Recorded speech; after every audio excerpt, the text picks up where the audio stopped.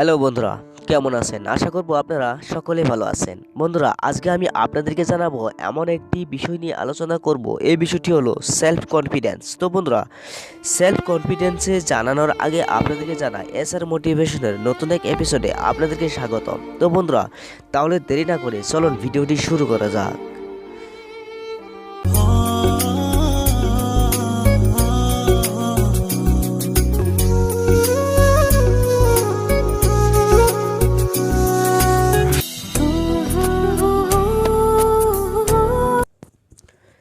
বন্ধুরা, আমি আপনাদেরকে বলেছিলাম যে আজকে যে বিষয়টি নিয়ে আলোচনা করব এই বিষয়টি হলো সেলফ কনফিডেন্স। হ্যাঁ বন্ধুরা, আপনারা ঠিকই শুনতে পারছেন, সেলফ কনফিডেন্স নিয়েই আজকে আলোচনা করব। তো বন্ধুরা, আজকে যে কথাগুলো আপনাদেরকে বলবো বা এই ভিডিওর মধ্যে যে কথাগুলো বলবো, এই কথাগুলো যদি আপনি মেনে চলেন তাহলে আমি বলবো যে বাস্তব জীবনে ঠিকমতো মেনে চললে যে কোনো মানুষের জীবন অনায়াসেই বদলে যেতে পারে। হ্যাঁ বন্ধুরা, আপনি ঠিকই শুনতে পারছেন, যে কোনো মানুষের জীবন অনায়াসেই বদলে যেতে পারে। তো বন্ধুরা, আমরা মনে করি যে আমাদের সেলফ কনফিডেন্স কতটুকু রয়েছে কতটুকু নেই এই বিষয়ে আমাদের জানা দরকার। এটা শুধু আমরা মনে করতেই থাকি, কিন্তু আমরা কি কখনো এর গভীরতা থেকে গভীরতা খুঁজে পেয়েছি? না, আমরা কখনো খুঁজে পাইনি। তাই আমাদের জীবনে নানান রকমের বাধা বিঘ্নিত আসতে থাকে, আর আমরা সেগুলোকে সমাধান করতে পারি না। ঠিক যেমনই ধরে নিন, আপনি যদি নদীর পাড়ে দাঁড়িয়ে থাকেন আর ভাবেন যে এই নদী আমি পার হব, তাহলে আপনি কোনোভাবেই পারবেন না। হ্যাঁ, আপনি তখনই পার হতে পারবেন যদি আপনি সঠিক কোনো পদক্ষেপ নিতে পারেন। আর আপনি কোনো কাজ করলেন করতে করতে আপনি অনেক ব্যর্থ হয়ে গেলেন, তারপরেও আপনি কোনো কাজ ছেড়ে দিলেন না। আপনার লক্ষ্য এটাই যা আপনি এখান থেকে সফলতা আনবেন, আপনি উইনার হবেন এবং সাকসেস আপনি পাবেন। এই জন্য একটা উক্তি রয়েছে, আর ওই উক্তিতে বলা হয়েছে কি জানেন? যত কঠিন সংঘর্ষ হবে বিজয়ের আনন্দ ততই মধুর হবে। আপনি যে কাজটা করছেন অনেক হার্ড ওয়ার্ক, আমি আপনাকে বলবো আপনি করতেই থাকুন। আপনি এক সময় সেটাতে সফলতা পাবেন। দেখুন বন্ধুরা, যতক্ষণ অবধি অর্থ উপার্জন করতে থাকুন, যতক্ষণ না পর্যন্ত আপনার ব্যাংক ব্যালেন্স আপনার মোবাইল নম্বরের মতো দেখতে না লাগে। আপনাকে ঠিক ততক্ষণ পর্যন্ত অর্থ উপার্জন করতে থাকতে হবে যতক্ষণ পর্যন্ত আপনার মোবাইলের যে ব্যালেন্স রয়েছে এই ব্যালেন্সের মতো আপনার ব্যাংক ব্যালেন্স না হয়। আমি আপনাদেরকে একটু বুঝিয়ে বলছি। আপনি নেট ইউজ করতেছেন, আপনি কোনো একটি ব্রাউজার ওপেন করলেন, কিছুক্ষণ সেই ব্রাউজারে আপনি কাজ করলেন, তারপর দেখলেন যে নো ইন্টারনেট লিখে আসলো।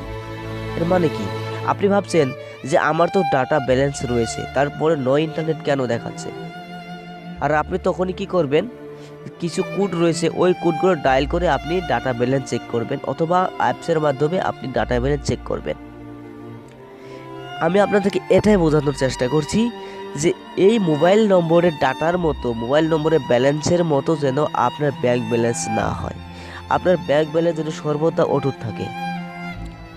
আপনি যে কোনো সময় বলতে পারবেন যে হ্যাঁ, আপনার ব্যাংক ব্যালেন্স রয়েছে, আপনার ব্যাংকে আপনার ব্যালেন্স রয়েছে। ঠিক তখন পর্যন্ত আপনি টাকা ইনকাম করেই থাকুন, অর্থ উপার্জন করতে থাকুন। এর কারণ কি জানেন? আপনি যদি চান যে কোনো কাজ আপনি করে দেখাতে পারবেন, যে কোনো কাজ, কারণ আপনার মধ্যে তো রয়েছে, আপনার যে সেলফ কনফিডেন্স রয়েছে। আর যদি আপনার সেলফ কনফিডেন্স নেই, তাহলে আপনি আজ থেকেই জোর গলায় বলুন যে আমি পারবো, তাহলে আপনি অবশ্যই পারবেন। বলুন যে আমি যে কোনো কিছু করতে পারবো, যে কোনো কিছু করে দেখাতে পারবো, তাহলে আপনি সত্যি সত্যি পারবেন। এর কারণ হলো, আপনি যদি বলেন যে না আমি কোনো কিছু পাবো না, তাহলে দেখবেন অজুহাত আপনি ঠিকই খুঁজে পাবেন। আর যদি বলেন যে আমি পারবো, তাহলে দেখবেন কোনো না কোনো রাস্তা আপনি ঠিকই বের করতে পারবেন, কোনো না কোনো উপায় আপনি ঠিকই বের করতে পারবেন। আপনি যদি ভাবেন যে ওই কাজটি ভালো, তাহলে ওই কাজটি আপনাকে নিজেই করতে হবে। এর জন্যে আমি আজকে আপনাদেরকে যে কোনো কথা বলবো, সবগুলো কথার মধ্যে একটা মাত্র শব্দ রয়েছে, আর ওটাই হলো আত্মবিশ্বাস। আপনার যদি আত্মবিশ্বাস নেই, তাহলে আপনাকে বলবো এই ভিডিওটি থেকে আপনি ব্যাক হয়ে যান, অন্য ভিডিও ওপেন করুন। যদি আপনার সেলফ কনফিডেন্স রয়েছে, তাহলে এই ভিডিওটি আপনার জন্য। এই ভিডিওটি আপনার জন্য যদি আপনার সেলফ কনফিডেন্স রয়েছে। দেখুন বন্ধুরা, এটা কোনো ব্যাপারই না যে আপনি কত ভুল করেছেন বা আপনি কত ধীর গতিতে প্রগতি করেছেন। আপনি কখনো ওইসব মানুষগুলোর থেকে এগিয়ে, যারা কোনো দিন চেষ্টাও করে না কিছু করার।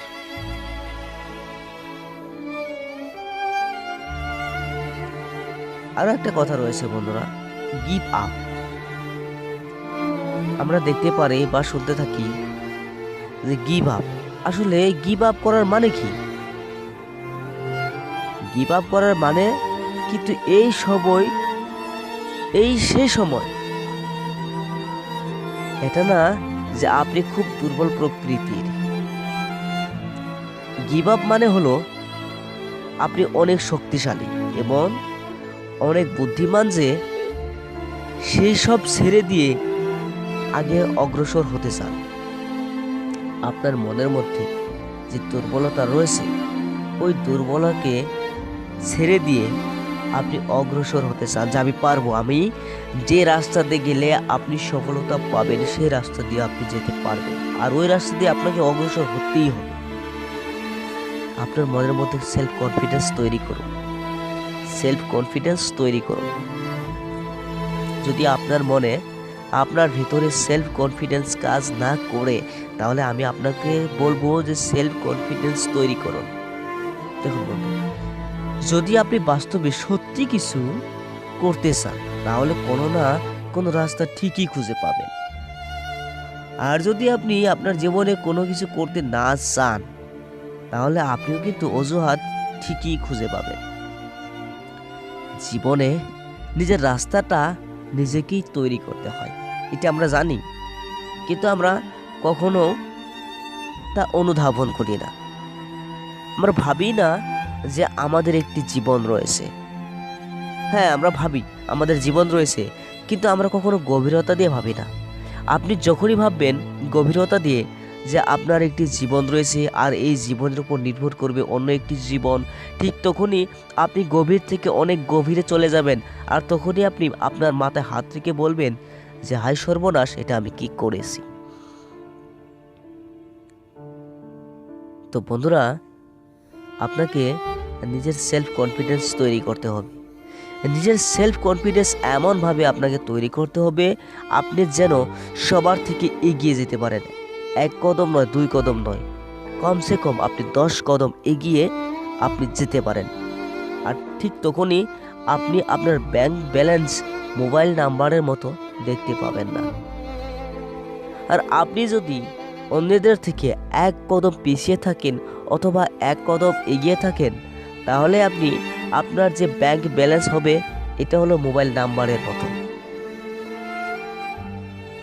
তো বন্ধুরা, নিজের জীবনকে মূল্যায়ন করতে শিখো, নিজের জীবনের মূল্যবান সিদ্ধান্ত নিজেই নিতে শিখো। তাহলে আপনার জীবনের যেই সিদ্ধান্ত অন্য কেউ নিতে সামান্য সময়ও কিন্তু নষ্ট করবে না। এর জন্যে নিজের জীবনের মূল্যবান সিদ্ধান্তগুলো নিজেই নিতে শিখো। আমরা ভাবি কি সফলতা, এই সফলতায় কি আপনাকে পরিচয় করিয়ে দেবে? হ্যাঁ বন্ধুরা, সফলতাই আমাদের পরিচয়ে দুনিয়ার কাছে। সফলতাই হলো আমাদের পরিচয় দুনিয়ার কাছে, কিন্তু অসফলতা আমাদের দুনিয়ার পরিচয় করিয়ে দেয় না। বন্ধুরা, আমাদের সফলতা দরকার, আমাদের সফলতা দরকার। মনে পড়ে গেল একটা উক্তি, আর এই উক্তিটা বলেছিল এপিজে আব্দুল কালাম। তিনি বলেছিল, স্বপ্ন তো সেটা নয় যেটা আমরা সকালে ঘুমিয়ে থাকা অবস্থায় দেখি, স্বপ্ন হলো সেটা যেটা আমাদের ঘুমোতে দেয় না।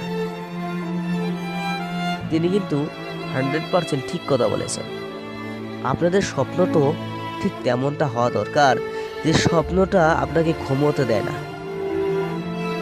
আর আপনি ঘুমানোর সময় যে স্বপ্নটা দেখেন ওটা তো স্বপ্ন নয়,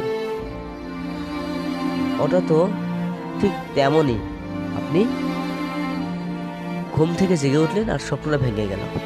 আর আপনাকে যে স্বপ্নটা ঘুমাতে দেয় না, আপনার ঘুমেই আসে না, তাহলে আপনার স্বপ্নটা ভাঙবে কিভাবে? আর এই স্বপ্নের মতনই আমাদের কাজ দরকার। তো বন্ধুরা, আজকে আমি যে বিষয়টিগুলো আলোচনা করলাম, এই বিষয়টি শুধুমাত্র সেলফ কনফিডেন্স নিয়েই বললাম। আমার মনে হয় আমি আপনাদেরকে যে বিষয়টি নিয়ে আলোচনা করলাম আপনাদেরকে নিয়ে, আমি হয়তো আপনাদেরকে কিছুটা বোঝাতে পেরেছি। বলবো না যে আমি অনেক বোঝাতে পেরেছি, বলবো কিছুটা বোঝাতে পেরেছি। তো আপনি কতটুকু বুঝেছেন অবশ্যই কমেন্ট বক্সে জানাবেন। আর এরকম ভিডিও আপনার কেমন লাগে তাও আপনারা জানাবেন। ভিডিওটি ভালো লাগলে অবশ্যই লাইক, কমেন্ট, সাবস্ক্রাইব অবশ্যই করবেন। তো বন্ধুরা, আজকের ভিডিও এই পর্যন্তই। দেখা হবে আবার এক পরের ভিডিওতে। ততক্ষণ পর্যন্ত ভালো থাকুন, সুস্থ থাকুন।